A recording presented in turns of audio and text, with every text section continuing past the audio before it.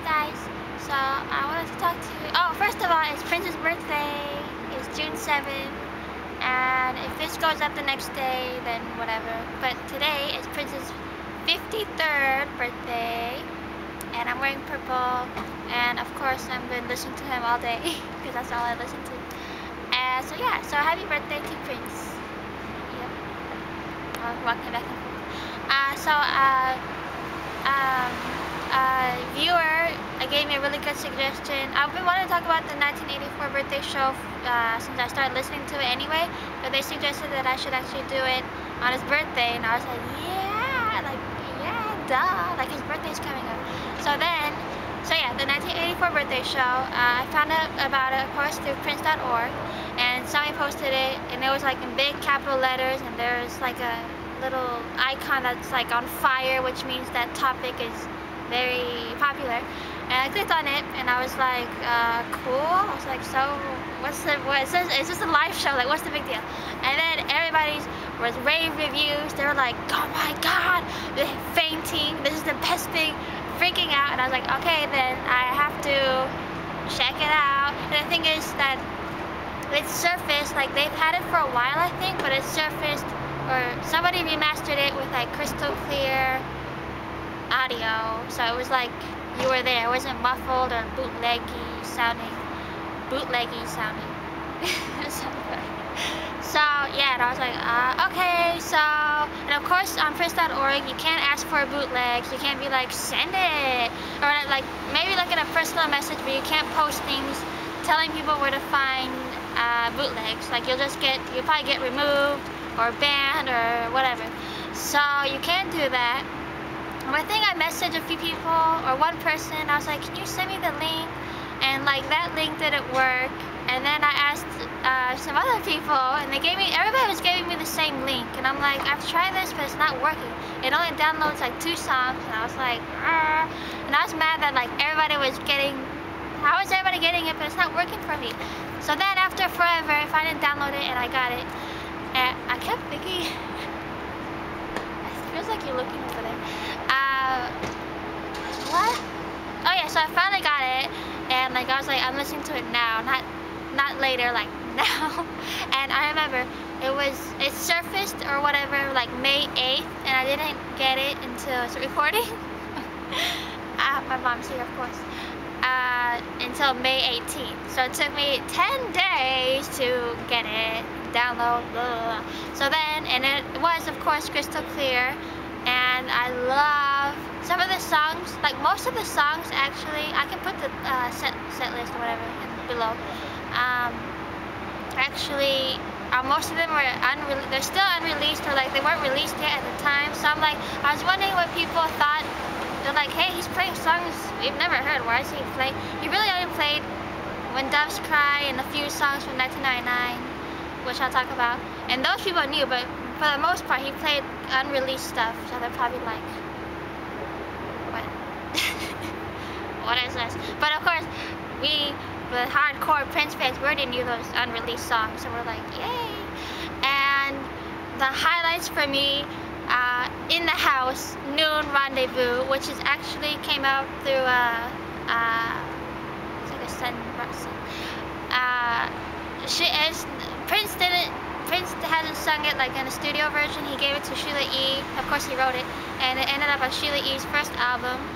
But the live version sounds completely different. Like it's like 9 minutes, and it has this ending, and it's like going on. It's like repetitive, but in a good way, because it's like, it says, sit in this cafe waiting for my baby.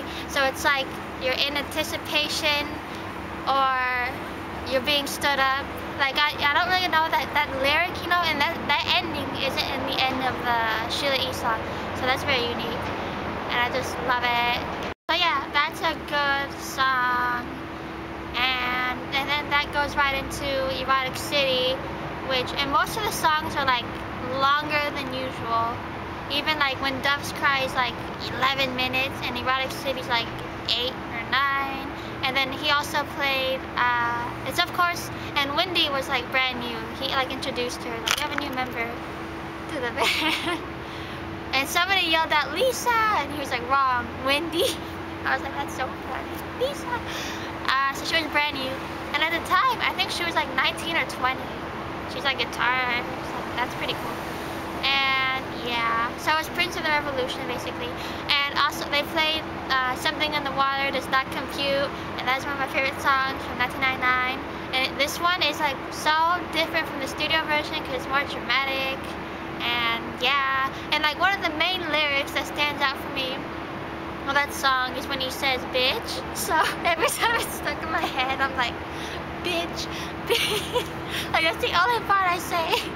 And my mom and brother are like, what are you talking? One day they're like, what are you talking about? Why are you calling? I was like, no, it's a song. So yeah, that might sound mean, but if you treat somebody bad,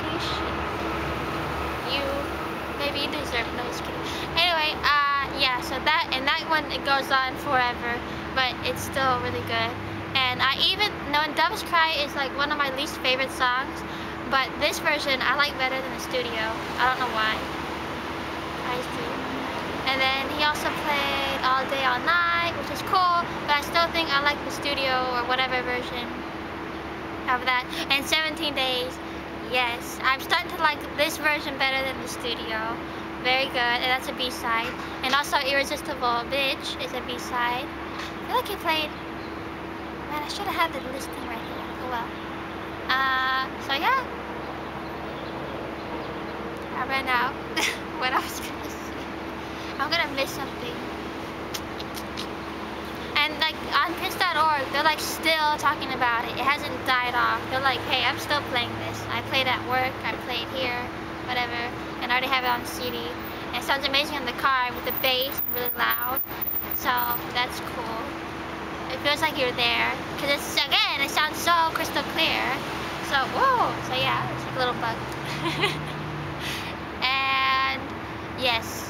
I want to keep this nice and safe, and I don't want to like give you guys the link or anything. I guess you can just Google where you can get it, or if you've already gotten it, of course, whatever. I don't want to be like solicit. Is that what it's called? Soliciting bootlegs? I don't know. So, oh, and a few things about Purple Rain. I feel like I forgot to say some things about it on the Purple Rain video really quick. Is that like on Prince.org? I should make a whole video about Prince.org. On Prince.org, there was this topic that was like, when should I show my kid Purple Rain? And I was like, what? Is it memory card? No. And I was like, what are you talking about? They said the kid was 11, and I was like, they're probably way too young, because there's like nudity and guns and cussing and violence and all kind. And I'm like, wow, that's like way too much for like 11.